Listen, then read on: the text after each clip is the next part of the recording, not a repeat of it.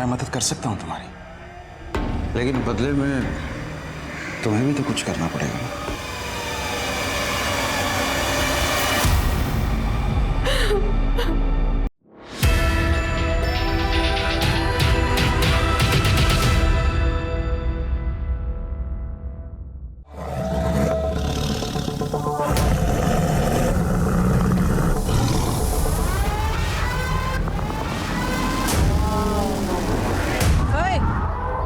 ऐसी हरकत करने की सोचना भी मत, वरना गाड़ी सीधे तेरे ऊपर चढ़ा दूंगी।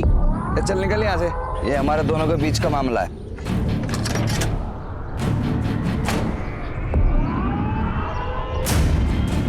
ये हमारे भी बीच का मामला है।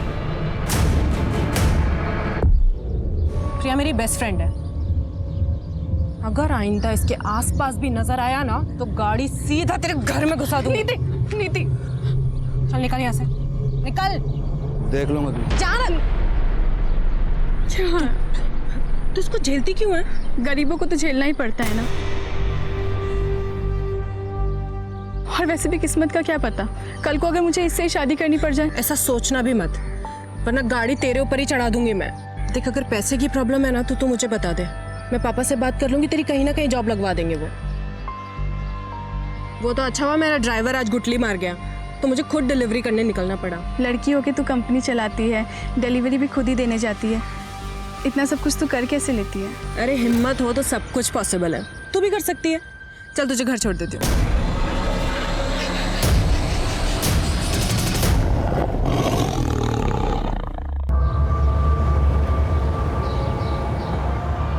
अपने पापा को बुलाइए, मैं लड़कियों से बात नहीं करता, बताऊंगा उन्हें।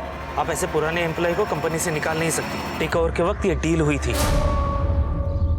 डील 3 साल पहले हुई थी एमएन जी, अब कंपनी मैं संभालती हूँ। अगर कोई ड्राइवर महीने में आधे से ज्यादा दिन काम पर नहीं आएगा तो वो बाहर जाएगा, और अगर आगे से आपने ऐसे किसी इंसान का पक्ष लिया है ना तो आप भी बाहर जाएंगे। बहुत बड़ी गलती की है मेरे पापा ने जो आपको ये बिजनेस बेचा।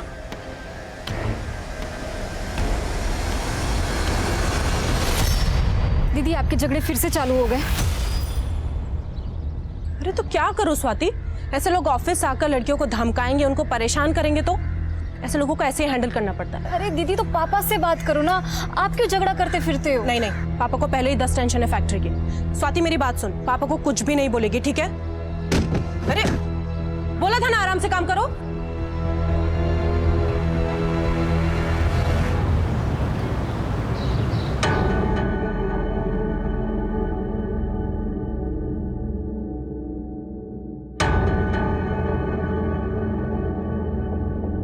नीति, ट्रांसपोर्ट ऑफिस में क्या हुआ है? और ये पुराने मालिक का लड़का क्यों आया था? पापा वो ऑफिस आकर अपनी पावर दिखा रहा था तो झाड़ दिया मैंने। बस गार्ड से पिटवाया नहीं? हाँ? क्या पापा आप भी ना। अरे मेरा बच्चा, जो तुझे ठीक लगे ना वो कर, किसी से डरने की कोई जरूरत नहीं है। प्रॉफिट डबल कर दिया है तूने बिजनेस का। बल्कि मैं तो ये सोच रहा था कि अपनी आयरन फैक्ट्री बंद करके तेरे साथ ट्रांसपोर्ट ऑफिस में बैठ जाता हूँ, बस एक बार तेरी शादी करो। पापा ये शादी अरे रुक ना बेटा, ये देख कुछ फोटोग्राफ्स आए। अरे देख तो सही, इनमें से तेरे बिजनेस के साथ किसी को कोई भी प्रॉब्लम नहीं है। ये लड़के वड़के देखना नहीं होता मुझसे, एंड आई नो आप मेरे लिए जो चुनोगे बेस्ट चुनोगे।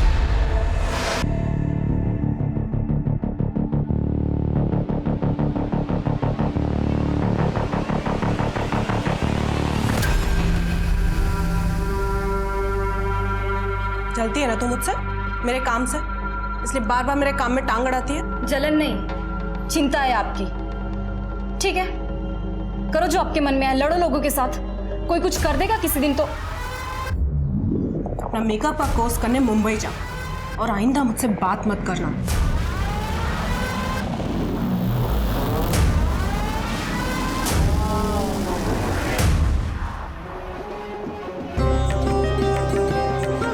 अरे स्वाति बेटा, नीति को जल्दी से ले आओ, शादी का मुहूर्त हो रहा है।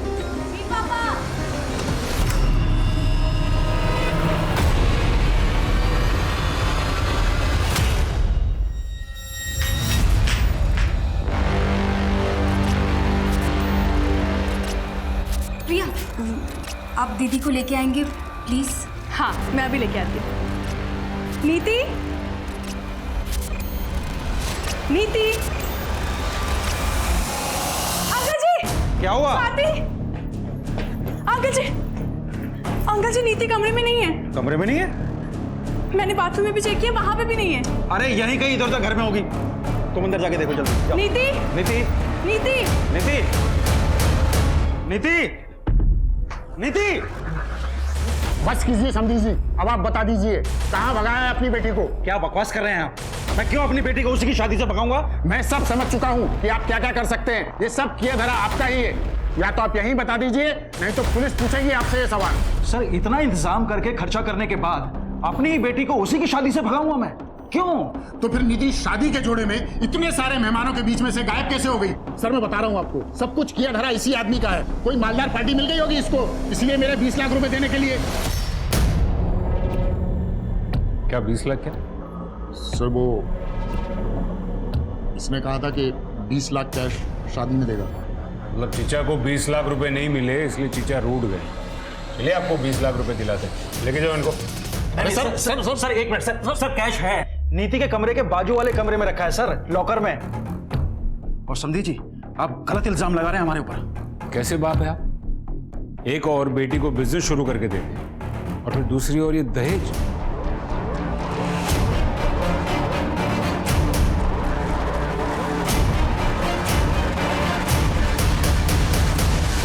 क्या लॉकर खुला है और पैसे गायब हैं? सर मैंने पैसे लॉकर में ही रखे थे सर, मुझे याद। बस कीजिए पापा, पैसों को छोड़िए अभी। दीदी इंपॉर्टेंट है ना अभी।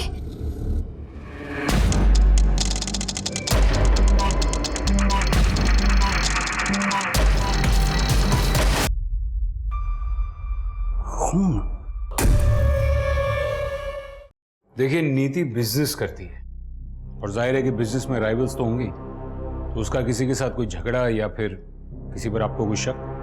हेमंत हो सकता है, या फिर वो प्रिया का आशिक अभय। अभय और हेमंत वाली बात तो पुरानी हो गई है। तू ब्यूटी पार्लर के कोर्स के लिए मुंबई चली गई थी, तुझे कुछ नहीं पता है। सर वो आए दिन नंदू टेरिस पर आ जाता था। नंदू? जी, नीति के लिए उसका रिश्ता आया था। बताया गया था कि वो डॉक्टर है, लेकिन बाद में पता चला कि वो किसी अस्पताल में छोटी सी जॉब करता है, सिर्फ 30,000 रुपए कमाता है। तो मैंने रिश्ता कैंसिल कर दिया। इसी बात को लेकर पूरी फैमिली झगड़ा करने आती थी, और खास करके वो नंदू। तो क्या करता? नीति के पापा उससे बात तक नहीं करने देते थे, इसीलिए एक दफा बात करने के लिए टेरेस के थ्रू गया था। लेकिन इसका ये मतलब नहीं होता ना कि मैं नीति को उठा कर लेके जाऊंगा। मेरे हॉस्पिटल में मेरे बारे में पूछताछ कर लीजिए। आज तक किसी के घर में डाका डालने की नौबत नहीं आई नंदेश शर्मा की। मैं नीति जितना नीच नहीं हूं सर कि बिजनेस के लिए इस हद तक गिर जाऊंगा। आप किसी से भी पूछ लीजिए, उस रात मैं अपने घर पे था और ये जो उसकी हरकतें थी ना, ये तो होना ही था उसके साथ। हाँ, मैं गया था वहां पे। नीति के बगल में ही मेरे चाचा जी रहते हैं, उनकी लड़की का बर्थडे है आज, इसलिए गया था। अरे साहब कुछ करना होता ना तो 6 महीने पहले कर देता। 6 महीने इंतजार क्यों करूंगा? वैसे भी मेरी और प्रिया की शादी होने वाली है। पर प्रिया तो तुम्हें पसंद ही नहीं करती है ना? साहब प्रिया तो मुझे हमेशा से पसंद करती थी, और वो नीति है जो उसको मेरे खिलाफ भड़काती रहती है। एक नंबर की चालाक लड़की है।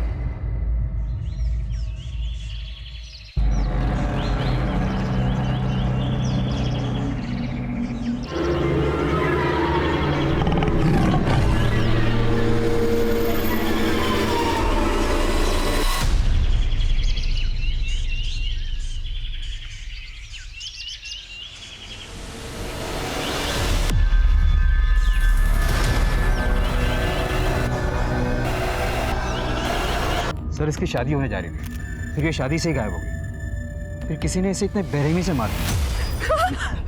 नीति!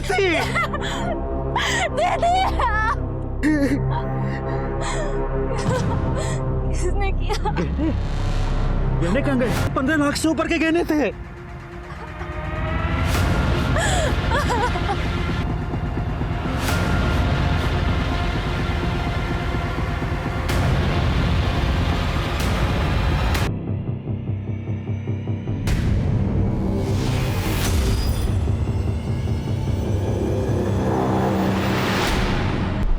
सर ये ब्रिजनाथ बहुत ही अजीब बात है। सामने बेटी की लाश पड़ी थी और उसके मुंह से सबसे पहले क्या निकला? गहना। पांडे, अगर ये ब्रिजनाथ अपनी ही बेटी नीति को प्लान करके गायब करता है तो फिर ये नीति की लाश। एक काम करो, ये ब्रिजनाथ का फोन मंगवा। एक मिनट बताइए बात क्या है? मुझे मिलने दीजिए साहब से। एक मिनट मैडम, बोलिए क्या बात है? मेरा एक कुत्ता था साहब, एक रात वो घर नहीं आया, करीब 6 महीने पहले की बात है। आपके कुत्ते का और नीति का क्या कनेक्शन?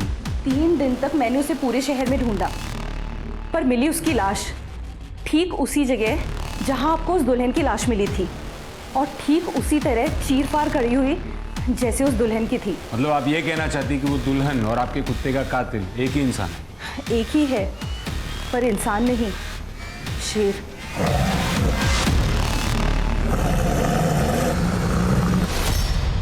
मैडम इस जंगल में सियार तक नहीं है, शेर? मुझे मालूम था आप लोग ऐसे नहीं मानेंगे, इसीलिए। 1 मिनट। जीतू, जीतू, इधर आ। साहब ये जीतू है, वो रामदीन सिंह है ना, उसकी वर्कशॉप में काम करता था, जहां वो लकड़ी और रद्दी का काम होता है। अभी 3 महीने पहले इसने नौकरी छोड़ी है।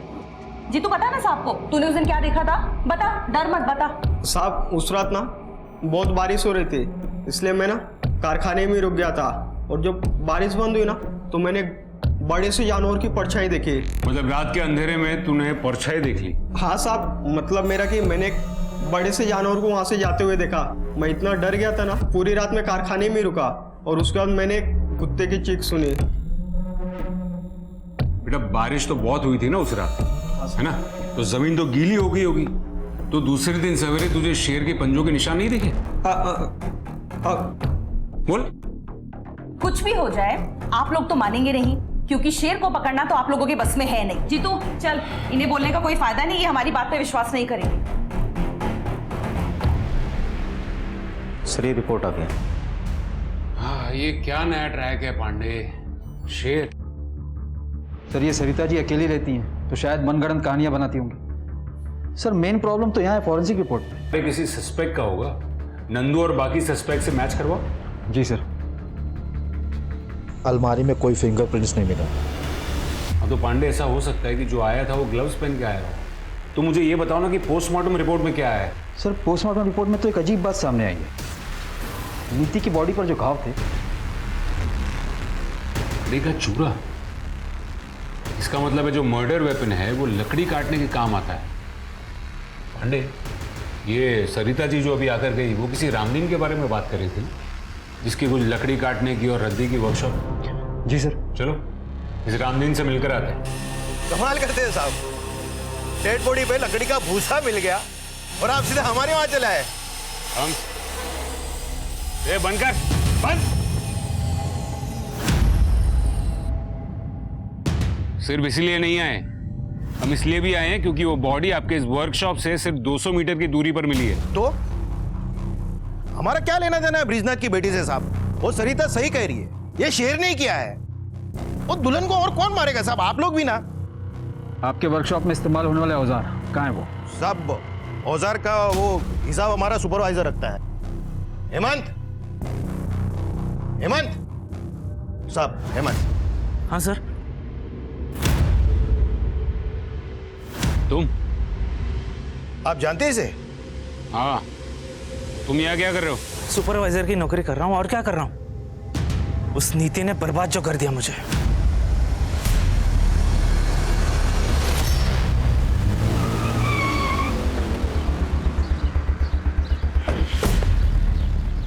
पांडे, ये हेमंत जितना सीधा दिखता है उतना सीधा लगता नहीं है। पर सर हमने पता तो किया था, हेमंत के कॉल रिकॉर्ड के हिसाब से उस रात वो अपने घर पर ही था, और तो और आईपी भी चेक किया उसका। वो उस वक्त ऑनलाइन कुछ वीडियोस देख रहा था। सर वैसे कॉल रिकॉर्ड से एक बात याद आई। क्या? जब मैं कॉल रिकॉर्ड चेक कर रहा था तो उसमें से मुझे एक सर मेरी बहन नीति के कातिल का कुछ पता चला क्या? ऐसे कैसे कोई घर में घुसकर दीदी को गायब कर सकता है? आप तसल्ली रखिए, हम इन्वेस्टिगेशन कर रहे हैं। ऐसे कैसे तसल्ली रखूं? छोटा सा झगड़ा क्या हो गया? दीदी ने मुझसे बात ही करनी बंद कर दी थी, इसलिए मुझे कुछ पता ही नहीं चला कि यहाँ पे क्या हो रहा है। आप प्लीज हमें बताइए कि पिछले 1-1.5 महीने से नीति का फोन इनएक्टिव क्यों था? इनएक्टिव? सर ऐसे कैसे हो सकता है? दीदी को तो बहुत सारे कॉल आते थे ऑफिस के काम से। हमने उनके ऑफिस में भी पता किया, वो उस दौरान ऑफिस जाती ही नहीं थी। सर दीदी बीमारी तक में ऑफिस मिस नहीं करती थी। सर ये कॉल रिकॉर्ड आपको देखनी चाहिए। उस दिन अगर तुम अपना बर्थडे घर पर मना रहे थे तो तुम्हारे फोन की लोकेशन जंगल में क्यों दिखा रही थी? क्या सर सिर्फ उसी दिन का चेक किए? कुछ दिन पहले का चेक करते तो हर दिन का लोकेशन आपको वही मिलता।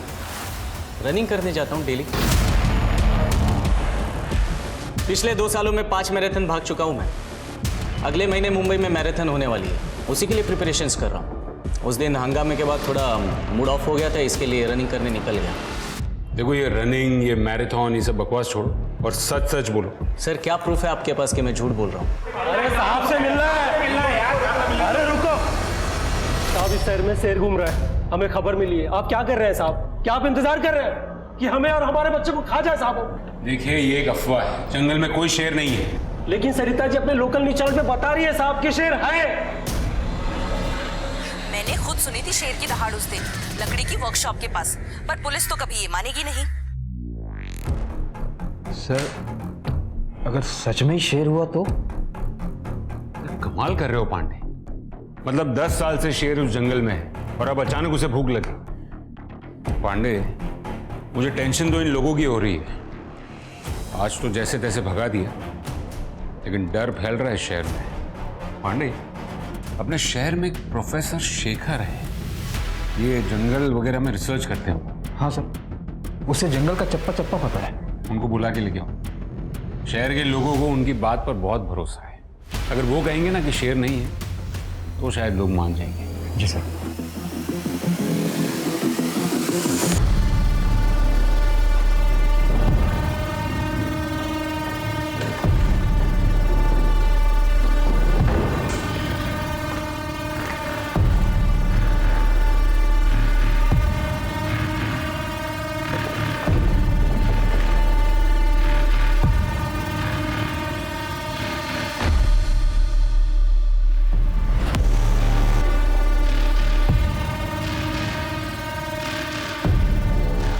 मेहनत से बिजनेस सेटल किया है। घर के काम नहीं कर पाऊंगी, ऑफिस जाना पड़ता है रोज।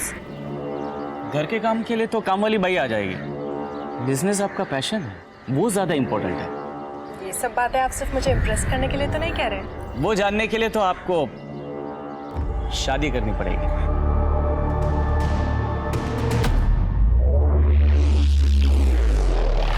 दस साल से चल रही है शेर की कहानी। एक सर्कस कंपनी आई थी, उनके पास शेर तो था नहीं, लेकिन उन्होंने पूरे शहर में ढिंडोरा पीट दिया कि शेर का खेल दिखाएंगे।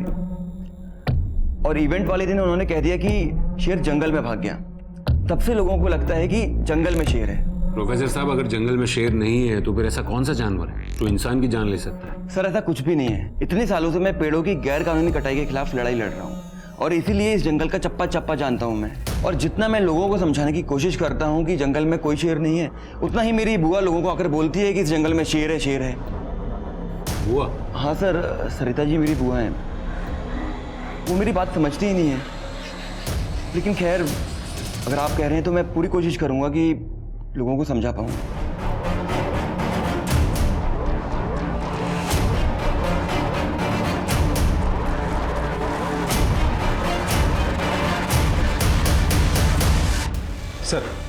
सर ये ब्रिजनाथ सीधा आदमी नहीं, ये तो लगा था, पर इतना घटिया आदमी होगा ये नहीं सोचा था। ये देखिए उसके फोन से क्या मिला।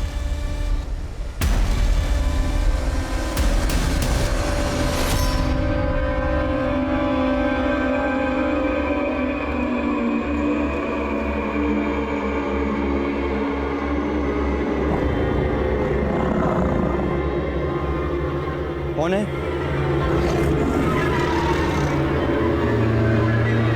कौन है?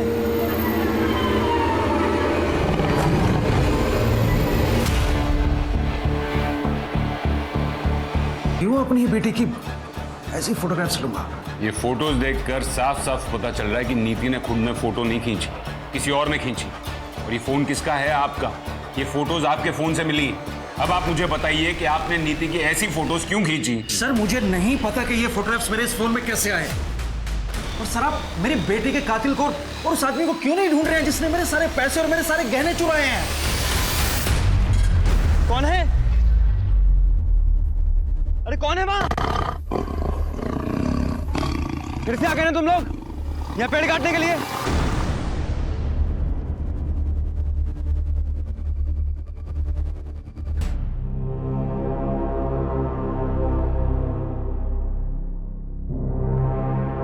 ऐसे क्या देख रही है?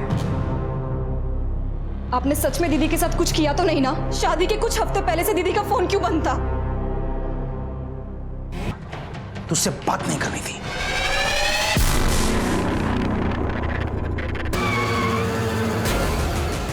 पांडे, ये ब्रिजनाथ के बारे में A to Z सब पता करो, पूरी कुंडली निकालो उसकी। जी सर। दुल्हन को जैसे मारा था ना, बिल्कुल वैसे ही मारा है। ये शेर का ही काम लग रहा है भाई। सर बॉडी की कंडीशन देख के तो लग रहा है कि यह किसी जंगली जानवर का काम है। देखिए डॉक्टर, मुझे आपसे ये शेर वाली कहानी नहीं सुननी। मुझे ये बताइए, अगर किसी इंसान ने मारा हो तो कैसे मारा होगा? तो सर उसके लिए 2 हथियारों का इस्तेमाल एक ही साथ हुआ है। एक कुछ हथौड़ी जैसा और दूसरा धारदार औजार। ठीक है। सर दुल्हन की बॉडी पर से जेवर गायब थे। अब ये काम शेर का तो नहीं हो सकता ना? फिर कोई आदमी उसे क्यों मारेगा? सर कहीं सच में कोई शेर तो नहीं जो जंगल से नदी पार करके इस तरफ आया हो? पांडे, नदी के पार जंगल नहीं गांव है, और फोकस शेर पे नहीं इस पे करो। 3 साल पहले शेखर ने रामदीन के खिलाफ इलीगल पेड़ की कटिंग को लेकर कंप्लेन दर्ज की थी। लेकिन उस अपने वर्कशॉप के पास ही क्यों मारा? सवाल ये नहीं है पांडे, सवाल ये है कि रामदीन ने शेखर को मारने में 3 साल क्यों लगा दिए? या फिर ऐसा हो सकता है कि नीति और शेखर ने रामदीन को एक साथ देख लिया हो पेड़ काटते हुए? सर इस रामदीन को उठाऊं? नहीं, अभी नहीं।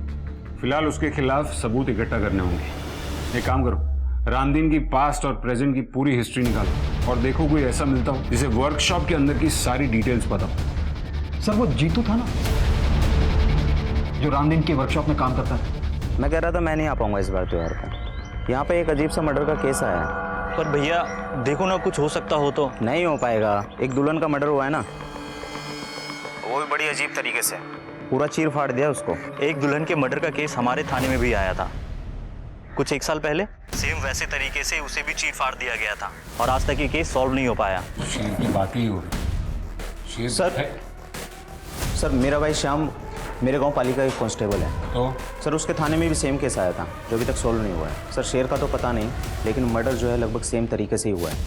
और सर जिसका मर्डर हुआ था ना, वो एक दुल्हन ही थी। कब हुआ था ये? और उस केस की और कोई डिटेल्स हैं? सर करीब 1 साल पहले की बात होगी, लेकिन सर दुल्हन की आइडेंटिटी अभी क्लियर नहीं हुई है। ठीक है, वहाँ के ऑफिसर से बात करवाओ। जी सर। साहब वो ब्रिज जी के यहाँ पे ज़्यादा पैसे मिल रहे थे मुझे, इसलिए मैं वर्कशॉप पे नौकरी छोड़ दी थी। और वहाँ पे शेर का भी तो खतरा था ना साहब। मेरे सामने शेर की बात मत करना, समझा? अच्छा मुझे बता कि तेरे वर्कशॉप पे कोई अक्सर रामदीन को मिलने आता था क्या? हाँ, हफ्ते में 1 दिन उनसे कोई तो मिलने आता था। उस दिन सबके जाने के बाद साहब वर्कशॉप में अकेले रुकते थे। साहब उस दिन मैं अपना झोला भूल गया था, इसलिए वापस लेने गया था। क्या कर रहा है तू इधर? मेरी छुट्टी हो गई ना? साहब मेरा झोला भूल गया था मैं यहाँ पे। हो गया ना? चल निकल। हाँ गया वो। आ जाओ। कौन था वो? साहब मैं ज्यादा कुछ नहीं देख पाया था, रामदीन जी ने मुझे भगा दिया था वहां से। Sir 1 minute. सर ब्रिजनाथ के मोबाइल में जो फोटो मिले थे उन्हें इनलार्ज करवाया। सर ये फोटो में देखिए किसी का रिफ्लेक्शन दिख रहा है, नीति की फोटो खींचते हुए। ये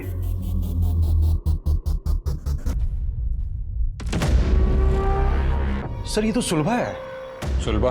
हमारी नौकरानी। सुलभा, सुलभा!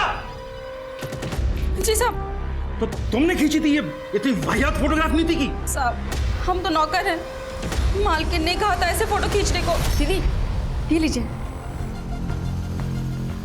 दीदी जल्दी कीजिए, साहब ने देख लिया तो मुसीबत हो जाएगी। एक मिनट चलिए। हाँ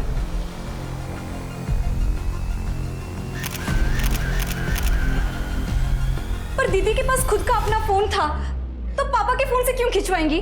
मालिक ने 1.5 महीने पहले फोन छीन लिया था। छीन लिया था? ये घर में क्या चल रहा था पापा? कुछ नहीं चल रहा था। मैं आपकी थोड़ी मदद कर देता हूँ। यहाँ आने से पहले हमने आपके सारे अकाउंट्स चेक किए। पिछले कुछ महीनों में क्रेडिट कार्ड से काफी शॉपिंग की है आपने। Fridge, TV, washing machine. अरे पर किसके लिए? घर में ऐसा कुछ नया तो आया नहीं है। आपके घर के लिए नहीं, इन सारी चीजों की डिलीवरी प्रिया के घर पे हुई थी। प्रिया, नीति की दोस्त। अब आप कुछ बताएंगे या फिर बाकी की कहानी मैं प्रिया से पूछ लूं? क्या करती सर, घर में खाने तक को पैसे नहीं थे और फिर ब्रिज जी मुझे मिले। नीति ने मुझे बताया तुम्हारे बारे में। मैं मदद कर सकता हूँ तुम्हारी, लेकिन बदले में तुम्हें भी तो कुछ करना पड़ेगा।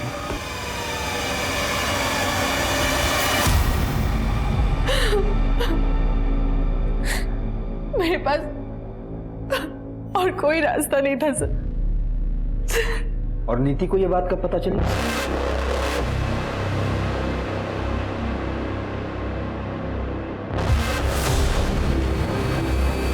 पापा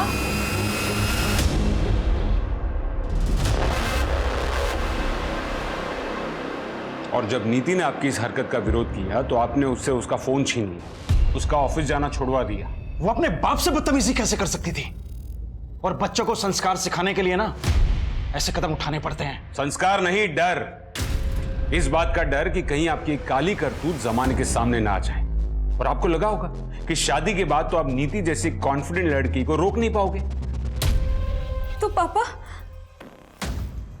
आपने दीदी को, इसलिए शादी वाले दिन भी आप सब प्रिपरेशन छोड़ के आधे घंटे के लिए कहीं चले गए थे और आते ही आपने दीदी को बुलाने के लिए कहा था। फूल लाने के लिए गया था। पंडित जी ने अचानक से फूल लाने के लिए बोल दिया था। तो आपने अपनी प्रिया को कहा होगा कुछ करने के लिए। नहीं, ब्रिज जी ने मुझे कुछ नहीं कहा था। नीति मुझसे नफरत करने लगी थी। कई बार तो उसने मुझे थप्पड़ भी मारा था, लेकिन मैंने उसे कुछ भी नहीं कहा और कहती थी किस मुंह से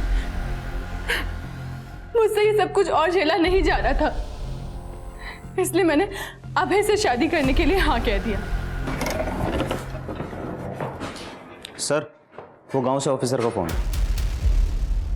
हाँ जी, मुझे वो दुल्हन वाले मर्डर केस की डिटेल्स चाहिए थी। हाँ सर, एक फ़ोन मिला था उसके पास से, लेकिन वो बहुत ही डैमेज था और लॉक भी था। बहुत टाइम लग गया उसको ठीक करने में और अनलॉक करने में। अब करीब 1 साल के बाद अनलॉक हुआ तो पता चला कि वो यहीं गांव के पास ही रहती थी। दुल्हन की फैमिली का कहना था कि उस लड़की का किसी के साथ चक्कर चल रहा था, लेकिन किसके साथ वो हमें पता नहीं। Thank you very much. और कोई डिटेल्स मिले तो हमारे साथ शेयर कीजिएगा। Okay sir. मेरा पूरा परिवार बिखर गया। सर प्लीज बता दीजिए कौन है मेरी दीदी का कातिल? पापा? देखिए, हमने पता लगाया आपके पिताजी वाकई में फूल लेने गए थे। तो फिर और कौन रह जाता है? नीति का बॉयफ्रेंड। बॉयफ्रेंड? नहीं सर, ये हो ही नहीं सकता। दीदी का फोकस सिर्फ बिजनेस पे ही था और दीदी तो ये शादी से भी बहुत खुश थी।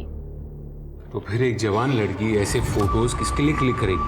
हमने फोन भी चेक किया, हमें कोई नंबर नहीं मिला। शायद वो इंटरनेट कॉलिंग से बात किया करती थी। और इस केस में ये पॉसिबल है कि घर से चोरी नीति ने या फिर नीति और उसके बॉयफ्रेंड ने मिलकर की थी। पैसे दीदी ने नहीं चुराए थे, मैंने चुराए थे। मुझे अपना ब्यूटी पार्लर खोलने के लिए पैसे चाहिए थे और पापा को मुझ पे भरोसा ही नहीं था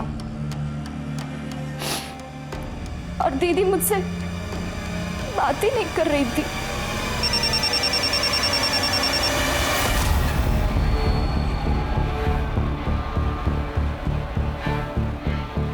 सर, माधुरी के बॉयफ्रेंड का पता चल गया है। अच्छा? लेकिन वो भी मर चुका है। गांव के करीब 70 किलोमीटर दूर उसकी बॉडी मिली थी। उसका खून भी करीब उसी टाइम पे हुआ है जब माधुरी का खून हुआ था। खूनी ने दोनों को किसी तेजदार हथियार से चीर फाड़ दिया है। कमाल है, 3 खून और वो भी एक ही तरीके से। कोई सरफिरा खूनी घूम रहा है शहर में। मैं तुम्हें फोन करता हूँ। क्या हो रहा है यहाँ पर? देखिए साहब, ये आपकी लापरवाही का नतीजा। शेर ने तो इसे लगभग मार ही डाला। तो आप इसे यहाँ पर क्यों लेकर आए? पहले हॉस्पिटल लेकर जाइए। नहीं, बस देखिए, आप लोग विश्वास रखिए, हम आज के आज ही जंगल विभाग से बात करेंगे, लेकिन आप प्लीज इसे पहले हॉस्पिटल लेकर जाइए। 2-4 लोग गाँव के मरेंगे नहीं ना जब तक।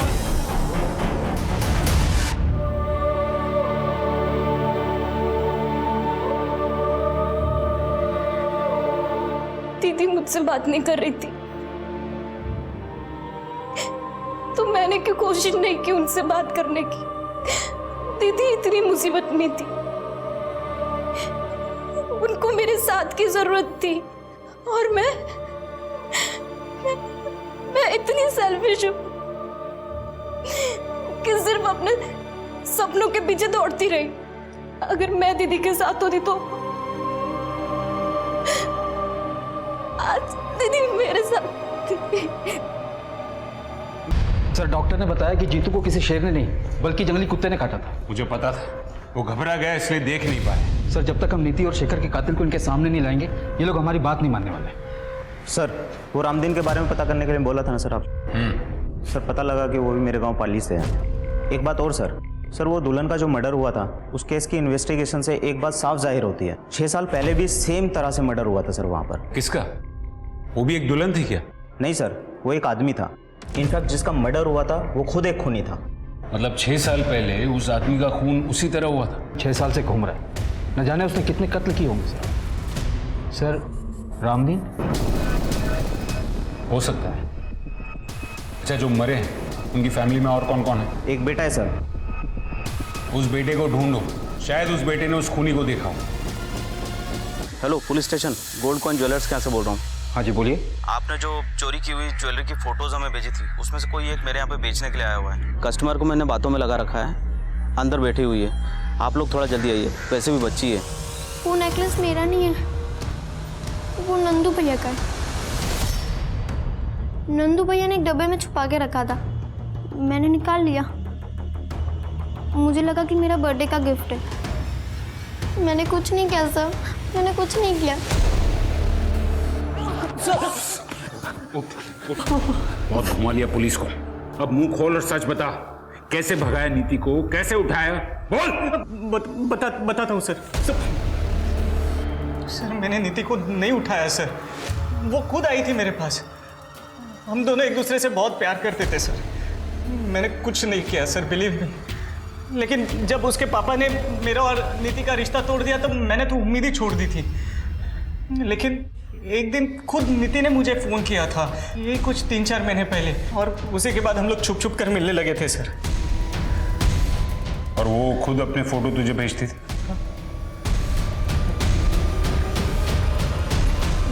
जी सर, बॉयफ्रेंड था मैं उसका। लेकिन भागने का प्लान नीति ने बनाया था और हम लोग भागकर सीधा मुंबई जाने वाले थे। और बराबर शादी वाले थे? हाँ, मतलब नीति का ऐसा प्लान था कि शादी वाले दिन उसके पास ढेर सारे गहने होंगे तो मुंबई में हम लोग आराम से सेटल हो। सारा नीति का आइडिया था, सब राजी खुशी हो। तो फिर टेरेस पर खून कहां से आया? और वो जंगल के बाहर डेड बॉडी? जंगल में डेड बॉडी का तो नहीं पता सर, लेकिन वो टेरेस पे खून वाला प्लान मेरा था। हॉस्पिटल से मैं ब्लड सैंपल्स लेकर आया था और मेरे ही कहने पर नीति ने खुद वो ब्लड टेरेस पे डाला था सर। एक्चुअली मेरा और नीति का उस दिन जंगल में मिलने का प्लान था। नीति, अरे कहाँ हो यार तुम? नीति तो नहीं मिली, लेकिन उधर झाड़ियों में उसका पड़ा हुआ नेकलेस मिला सर।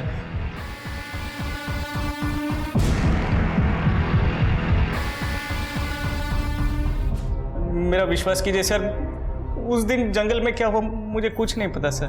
उस दिन जंगल के आसपास तू अकेला ही था और कोई नहीं था। तुमने जरूर किसी को देखा होगा। नहीं सर, मैं अकेला नहीं था, मतलब और भी कोई था वहां पर।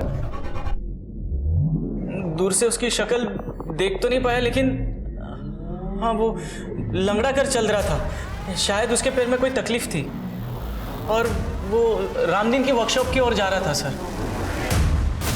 सर रामदीन के वर्कशॉप में कौन कितने बजे आता जाता है ये सुपरवाइजर हेमंत को ज़रूर पता हो। अच्छा, वो जिसके पाँव में दिक्कत है सर, वो तो टेम्पररी ड्राइवर था जिसे कुछ सामान लाने के लिए भेजा था। क्या नाम है उस ड्राइवर का? सर सुखबीर, जिसे उस नीति ने काम से निकाला था। मैंने कुछ नहीं किया सर, वो तो मेरी किस्मत ही खराब जो उस वक्त मैं फैक्ट्री गया था कुछ काम से।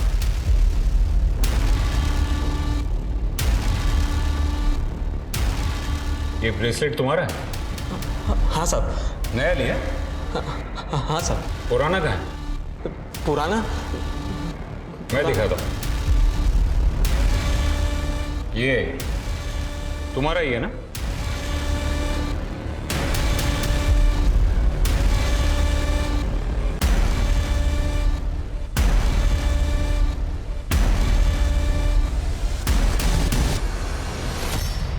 हाँ साहब, मेरा ही है। वो पुराना ढीला हो गया था ना, तो गिर गया होगा शायद। अच्छा, और वो भी वहीं पर गिरा जहां पर नीति की लाश मिली थी? भगवान की कसम साहब, उस वक्त कोई बॉडी नहीं थी वहां पे। हम गरीब छोटे लोग हैं ना साहब, इसलिए सब हमें ही परेशान करते। वहां बड़े लोग क्या नहीं करते, कोई कुछ नहीं बोलता उनको। वो रामदीन सिंह। हाँ गया वो, आ जाओ। वो औरत, उसको देखा मैंने उसके साथ, वो शेर करते फिरती है ना शहर में, वही औरत। सरिता? हाँ हाँ, वही सरिता। मतलब सरिता और रामदीन? मतलब पेड़ों की कटाई नहीं, आप दोनों के बीच जो रिश्ता है वो छुपाने की कोशिश कर रहे थे। नीति और शेखर ने आपको सरिता जी के साथ देख लिया था उससे, इसलिए आपने उन दोनों को। सर लेकिन एक बात समझ में नहीं आई, दूसरे शहर जाकर उस दुल्हन को और उसके बॉयफ्रेंड को क्यों मारा आपने? अरे साहब ये क्या कह रहे हैं आप सर, हमने किसी को भी नहीं मारा है साहब। जब तक सब कुछ सच सच नहीं बता देते तब तक यहां से बाहर जाने नहीं दूंगा मैं।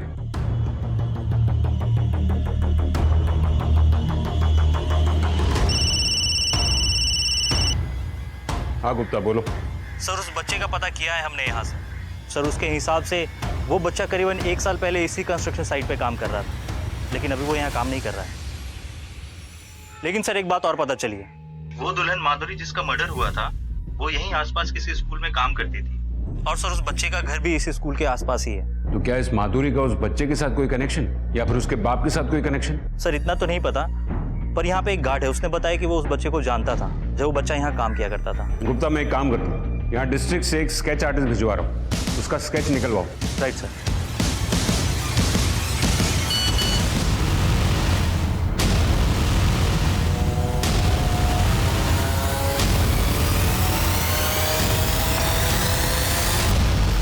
अरे साहब हमें क्यों बंद करके रखा, हमने कुछ नहीं किया साहब, हम कह रहे हैं ना साहब। एक बात बताओ, तुम्हारे वर्कशॉप में जो जो काम करते हैं या करते थे, उनमें से तुम्हारे गांव पाली से कौन था? यही है वो? हाँ सर यही है वो।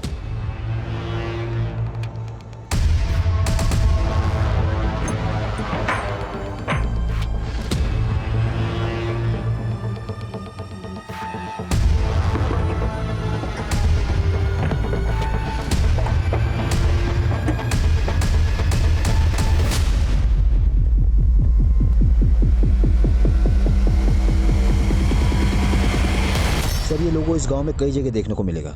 एक बाबा यहाँ का, उसी का ही लोगो है। चलिए मैं लेकर चलता हूँ आपको उस बाबा के घर।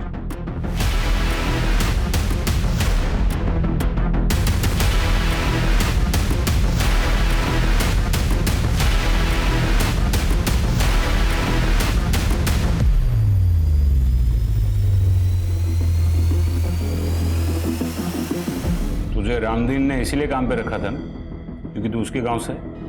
हाँ रखा था तो साहब। और तुझे नौकरी सिर्फ इसीलिए करनी थी ना कि एक अच्छी सी लड़की से शादी करनी थी? साहब शादी करके घर तो बसाने हैं ना हमें भी। वाह ये कमाल है, लोग शादी करने के लिए मैरिज ब्यूरो में नाम लिखवाते हैं, पेपर में ऐड देते हैं, और तू मर्डर करता है। क्या साहब ये क्या बोल रहे हो आप? ये मैं नहीं बोल रहा हूँ, तेरा वो जंगल वाला बाबा बोल रहा है। थोड़ी जेल की हवा लगी, 2 डंडे पड़े तो मुंह खुल गया उसका। साहब मैं शादी करके ना सिर्फ घर बसाने वाला था। वो माधुरी थी ना, उससे बहुत प्यार करता था मैं, लेकिन उसने क्या किया, घर से भागने के लिए मेरा ही इस्तेमाल किया। किसके लिए? उस फालतू लड़के के लिए। ने क्या किया था? उसको क्यों मारा? बाबा ने कहा बलि दो, सफलता मिलेगी। फिर बाबा ने मुझे बताया कुछ पाने के लिए बलिदान देना पड़ता है, बलि देनी पड़ती है। एक जानवर, एक लड़की को मारकर तुझे सफलता मिलती, और शेखर उसकी बलि क्यों दी? माँ बाप उनको क्यों मारा? मेरी माँ को वो जो कुछ भी बोलते थे मेरी माँ के बारे में, उनके आशिक के बारे में, सब कुछ झूठ था, सब गलत था। और ये दुनिया वाले उनकी झूठ को सच मानते थे। मगर मैं समझ गया था उस आदमी को, इसलिए मैंने उसको कुल्हाड़ी से मार दिया था। अब चिंता करने की कोई बात नहीं, बाबा ने मेरा शुद्धिकरण करवा दिया है। अब मैं शादी कर सकता हूँ, अपना घर बसा सकता हूँ। तेरा शुद्धिकरण तो बेटा अब हम करेंगे, और तेरा घर है ना, ये जेल में बसाएंगे।